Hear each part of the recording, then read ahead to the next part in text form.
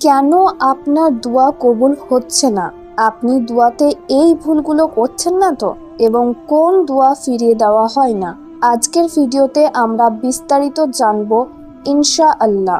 প্রথমেই আমরা জানবো দোয়া কবুল না হওয়ার কারণগুলো কি কি বা কি কারণে আমাদের দোয়া কবুল হচ্ছে না। হারাম খাদ্য, হারাম পানীয় ও হারাম বস্তু। কেউ হারাম কোনো খাবার খেলে বা কারো খাবার হারাম টাকায় কেনা হলে, পোশাক হারাম বা হারাম টাকায় কেনা হলে আল্লাহ ওই অবস্থায় তার দোয়া কবুল করেন না। রাসূলুল্লাহ সাল্লাল্লাহু আলাইহি ওয়াসাল্লাম এমন এক ব্যক্তির কথা বলেছেন যে ব্যক্তি দীর্ঘ সফর করে মাথার চুলগুলো এলোমেলো করেছে এবং পদযুগল ধুলায় ধূসরিত হয়েছে, অতঃপর আকাশের দিকে হাত তুলে দোয়া করে, হে আমার প্রভু, হে আমার প্রভু, কিন্তু তার খাদ্য হারাম, তার পোশাক হারাম, তার শরীর গঠিত হয়েছে হারাম দিয়ে। কিভাবে তার দোয়া কবুল করা হবে? সৎ কাজের আদেশ ও অসৎ কাজের নিষেধ বর্জন করা। রাসূলুল্লাহ সাল্লাল্লাহু আলাইহি ওয়াসাল্লাম বলেছেন, তোমরা অবশ্যই সৎ কাজের আদেশ করবে ও অন্যায় কাজে বাধা দেবে, আর যদি তোমরা তা না করো আল্লাহ তোমাদের প্রতি শাস্তি নাজিল করবেন। অতঃপর তোমরা দোয়া করবে কিন্তু তিনি তা কবুল করবেন না। দোয়া কবুল না হওয়ার অন্যতম একটি কারণ হলো দোয়া কবুলে তাড়াহুড়ো করা। অনেক কিছুদিন দোয়া করার পরে আল্লাহর বিশেষ কোনো হিকমত অনুযায়ী দোয়া কবুল হতে দেরি হলে তাড়াহুড়ো করে বা হতাশ হয়ে পড়ে, অভিযোগ করা শুরু করে দেয়, কই এত দোয়া করলাম, আল্লাহ দোয়া কবুল করেন না, আল্লাহ মনে হয় আমাদের কথা শুনেন না। নাউজুবিল্লাহ, নাফরমানি ও কুফরি কথা। এমন কথা বলার শাস্তি স্বরূপ সত্যিই আল্লাহ তার দোয়া কবুল করেন না। এজন্য ধৈর্য ধরে দোয়া করে যেতে হবে। মনে রাখতে হবে জাকারিয়া আলাইহিস সালাম অনেক বছর দোয়া করার পরে তার দোয়া কবুল হয়েছিল। তিনি পুত্র সন্তান পেয়েছিলেন একেবারে বৃদ্ধ বয়সে। তিনি ছিলেন আল্লাহর নবী, আর আমরা নিশ্চয়ই তার থেকে উত্তম না।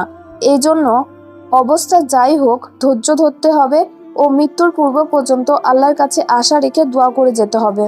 রাসূল সাল্লাল্লাহু আলাইহি ওয়াসাল্লাম বলেছেন, বান্দার দোয়া সর্বদা কবুল করা হয় যদি সে দোয়াতে পাপ অথবা আত্মীয়তার সম্পর্কে ছিন্ন করার কথা না বলে এবং তাড়াহুড়ো না করে।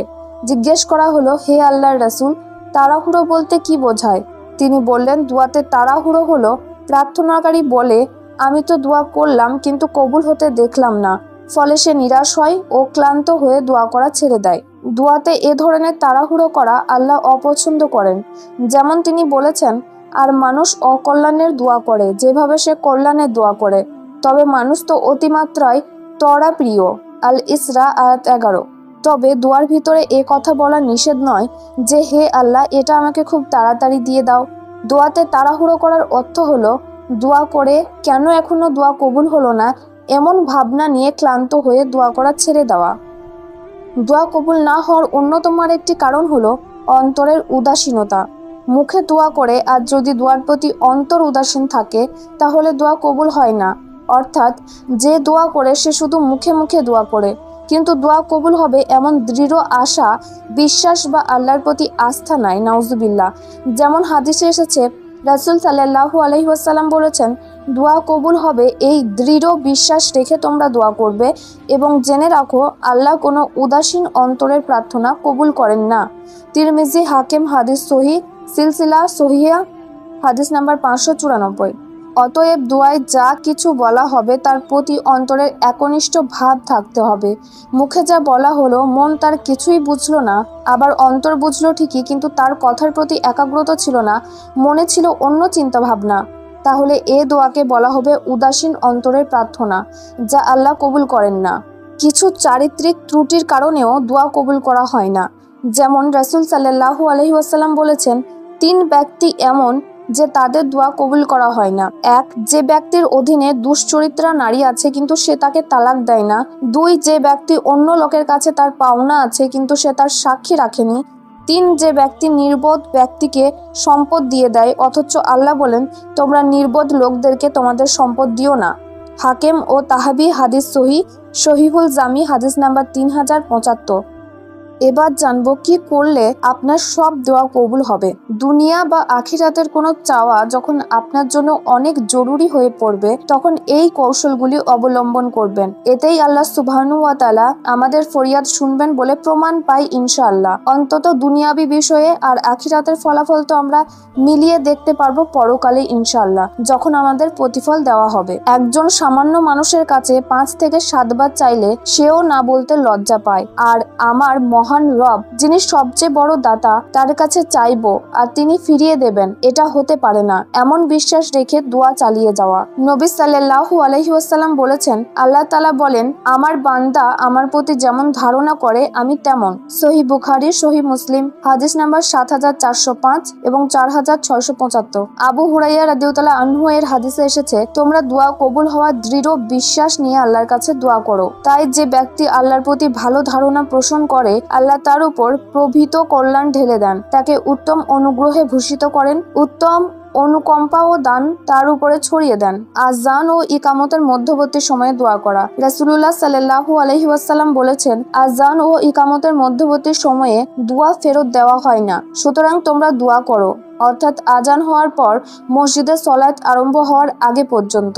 রাতের শেষ তৃতীয়াংশে দোয়া করা। প্রতিটি রাতের শেষ তৃতীয়াংশে দোয়া কবুল করা হয়। আবু হুরাইরা রাদিয়াল্লাহু আনহু থেকে বর্ণিত হাদিসে ইরশাদ হয়েছে, রাসূলুল্লাহ সাল্লাল্লাহু আলাইহি ওয়াসাল্লাম বলেছেন, প্রত্যেক দিন রাতের শেষ তৃতীয়াংশে আল্লাহ তাআলা সবচেয়ে নিচের আকাশে নেমে আসেন এবং বলেন, কে আমাকে ডাকছো, আমি তোমার ডাকে সাড়া দেব, কে আমার কাছে চাইছো, আমি তাকে তা দেব, কে আছো আমার কাছে ক্ষমা প্রার্থনাকারী, আমি তোমাকে ক্ষমা করে দেব। সিয়াম রেখে দোয়া করা, পিতামাতার কাছে দোয়া চাওয়া, কোথাও সফরে গেলে মুসাফির অবস্থায় দোয়া করা বা কোনো মুসাফির থেকে দোয়া চাওয়া। রাসূলুল্লাহ সাল্লাল্লাহু আলাইহি ওয়াসাল্লাম বলেছেন, 3টি দোয়া আল্লাহর কাছ থেকে ফিরিয়ে দেওয়া হয় না। 1 সন্তানের জন্য পিতামাতার দোয়া, 2 রোজাদার ব্যক্তির দোয়া, 3 মুসাফিরের দোয়া। অনুপস্থিত মুসলিম ভাই বা বোনের জন্য অন্তর থেকে দোয়া করা বা তাদের থেকে দোয়া চাওয়া। রাসূল সাল্লাল্লাহু আলাইহি ওয়াসাল্লাম বলেন, কোনো মুসলিম অপর মুসলিমের জন্য খাস মনে দোয়া করলে দোয়া কবুল হয়, সেখানে একজন ফেরেশতা নিযুক্ত থাকেন। যখনই ওই ব্যক্তি তার মুসলিম ভাইয়ের জন্য দোয়া করে, তখনই ওই ফেরেশতা আমিন আমিন বলেন এবং বলেন, তোমার জন্য অনুরূপ হোক। সুতরাং দেখা যাচ্ছে, আপনি অন্য মুসলিম ভাইয়ের জন্য যা যা দোয়া করবেন, আপনাকেও আল্লাহ সুবহানাহু ওয়া তাআলা তাই তাই দিবেন ইনশাআল্লাহ। কিংবা আপনার অনুপস্থিতিতে কেউ আপনার জন্য দোয়া করলে সেই দোয়া কবুল করে নেওয়া হবে। 2 হাত তুলে চাওয়া। রাসূল সাল্লাল্লাহু আলাইহি ওয়াসাল্লাম বলেন, আল্লাহ খুব লজ্জাশীল। তোমাদের মধ্য থেকে কেউ যখন আল্লাহর নিকট 2 হাত তুলে কিছু চায়, তখন সেটা যদি তার জন্য কল্যাণকর হয়, তবে আল্লাহ তা তাকে দেন, আর যদি তা তার জন্য কল্যাণকর না হয়, তবে আল্লাহ তাকে খালি হাতে ফিরিয়ে দিতে লজ্জা পান, ফলে তাকে কিছু না কিছু দিয়েই থাকেন। তাই বোঝা গেল, হাত তুলে দোয়া করা অতি লাভজনক। হাত তুলে দোয়া করলে কিছু না কিছু পাওয়া যাবেই। এটা দিনে রাতে যে কোনো সময় করা যাবে। হাদিসে কোনো সময়কে নির্ধারিত করে দেওয়া হয়নি, আবার সবার সাথে সম্মিলিতভাবেও করতে বলা হয়নি। তাই যে কোনো সময় একাকী হাত তুলে নিজের চাওয়াটা আল্লাহর কাছে চেয়ে নেবেন। সেজদায় গিয়ে চাওয়া। রাসূল সাল্লাল্লাহু আলাইহি ওয়াসাল্লাম বলেন, সেজদার সময় বান্দা তার রবের সর্বাধিক নিকটে পৌঁছে যায়, অতএব ওই সময় তোমরা সাধ্যমতো বেশি বেশি দোয়া করো। মুসলিম মিসকাত 894 অনুচ্ছেদ 14। এবার আমরা জানবো দোয়া কবুলের 19টি সোনালী সময় যখন দোয়া করলে দোয়া কবুল হয়। 1 হচ্ছে রাতের শেষ তৃতীয়াংশ। এই সময় দোয়া কবুল হওয়ার ব্যাপারে সহিহ হাদিসে অত্যন্ত জোরালো রেফারেন্স আছে। এটা প্রতিটি রাতের জন্য প্রযোজ্য, শুধুমাত্র শবে বরাত, শবে মিরাজ বা কদরের রাতে নয়। আবু হুরাইরা রাদিয়াল্লাহু আনহু থেকে বর্ণিত, রাসূলুল্লাহ সাল্লাল্লাহু আলাইহি ওয়াসাল্লাম বলেছেন, প্রত্যেক দিন রাতের শেষ তৃতীয়াংশে আমাদের রব সবচেয়ে নিচের আকাশে নেমে আসেন এবং বলেন, কে আমাকে ডাকছো, আমি তোমার ডাকে সাড়া দেব, কে আমার কাছে চাইছো, আমি তাকে তা দেব, কে আছো আমার কাছে ক্ষমা প্রার্থনাকারী, যে আমি তাকে ক্ষমা করে দেব। 2 শেষ রাতের যে কোনো একটি সময়। রাসূলুল্লাহ সাল্লাল্লাহু আলাইহি ওয়াসাল্লাম বলেছেন, রাতে এমন একটি সময় আছে যে সময়টাতে কোনো মুসলিমের এমনটা হয় না যে সে এই পৃথিবী কিংবা পরকালের জীবনের জন্য আল্লাহর কাছে কিছু চাইলো আর তাকে তা দেওয়া হলো না, আর এটা প্রতিটি রাতেই ঘটে। মুসলিম হাদিস নাম্বার 756। 3 আজান ও ইকামতের মধ্যবর্তী সময়। মক্কা কিংবা মদিনার নামাজের জামায়াত শুরু হবার মাঝখানে অনেক মুসলিমকে দেখা যায় নামাজ শুরুর আগে হাত তুলে দোয়া করতে। এই সময়টা দোয়া কবুল হবার গুরুত্বপূর্ণ সময়। আনাস রাদিয়াল্লাহু আনহু থেকে বর্ণিত, রাসূলুল্লাহ সাল্লাল্লাহু আলাইহি ওয়াসাল্লাম বলেছেন, আজান ও ইকামতের মধ্যবর্তী সময়ের দোয়া ফিরিয়ে দেওয়া হয় না। আবু দাউদ 521, তিরমিজি 212। 4, জুম্মার দিন যে কোনো একটি সময়ে। জুম্মার দিনে এমন অসাধারণ একটি নিয়ামতের সময় আছে যে সময়টাতে দোয়া কবুল হবার বিশুদ্ধ বর্ণনা রাসূল সাল্লাল্লাহু আলাইহি ওয়াসাল্লাম থেকে এসেছে। আবু হুরাইরা রাদিয়াল্লাহু আনহু থেকে বর্ণিত, তিনি বলেন, রাসূলুল্লাহ সাল্লাল্লাহু আলাইহি ওয়াসাল্লাম আমাদের একদিন শুক্রবার নিয়ে আলোচনা করলেন এবং বললেন, জুম্মার দিনে একটি সময় আছে যে সময়টা কোনো মুসলিম সালাত আদায়রত অবস্থায় পায় এবং আল্লাহর কাছে কিছু চায়, আল্লাহ অবশ্যই তার সে চাহিদা মেটাবেন। এবং তিনি রাসূল সাল্লাল্লাহু আলাইহি ওয়াসাল্লাম তার হাত দিয়ে ইশারা করে সেই সময়টা সংক্ষিপ্ততার ইঙ্গিত দেন। সহিহ বুখারী। কোন স্কলার সে সময়টার ব্যাপারে বলেছেন তা হলো, ইমাম যখন মসজিদে প্রবেশ করেন সেই সময় থেকে সালাত শেষ হবার সময় পর্যন্ত। কেউ বলেছেন 2 খুতবার মাঝখানে, কেউ আবার জোর দিয়ে বলেছেন তা হলো আসর থেকে মাগরিব পর্যন্ত সময়টা। 5, জমজমের পানি পান করার সময়। জাবির রাদিয়াল্লাহু আনহু থেকে বর্ণিত, রাসূল সাল্লাল্লাহু আলাইহি ওয়াসাল্লাম বলেছেন, জমজম পানি হলো তার জন্য যার জন্য এটি পান করা হয়। ইবনে মাজাহ 3062, আহমদ 375। অর্থাৎ জমজমের পানি খাবার সময় আল্লাহর কাছে যা চাওয়া হয় তা পাবার সম্ভাবনা আছে। 6, সিজদারত সময়ে। 7, রাতের বেলা কেউ যদি ঘুম থেকে জেগে উঠে এই দোয়া পাঠ করে, লা ইলাহা ইল্লাল্লাহু ওয়াহদাহু লা শারীকা লাহু লাহুল মুলকু ওয়া লাহুল হামদু ওয়া হুয়া আলা কুল্লি শাইইন কাদির, সুবহানাল্লাহি ওয়া হামদুলিল্লাহি ওয়া লা ইলাহা ইল্লাল্লাহু ওয়াল্লাহু আকবার ওয়া লা হাওলা ওয়া লা কুওয়াতা ইল্লা বিল্লাহ, এবং এরপর বলে আল্লাহুম্মা গফিরলি এবং আল্লাহর কাছে চায়, তাহলে তার ডাকে সাড়া দেওয়া হবে এবং সে যদি ওযু করে সালাত আদায় করে তাহলে তার সালাত কবুল করা হবে।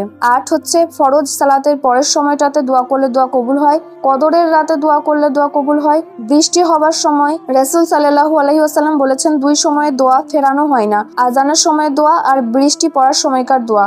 আবু দাউদ 2540। মজলুম ও নির্যাতিত ব্যক্তির দোয়া কবুল হয়। মজলুমের দোয়া এবং বদদোয়া দুটোই আল্লাহর কাছে কবুল হবার সম্ভাবনা শতভাগ।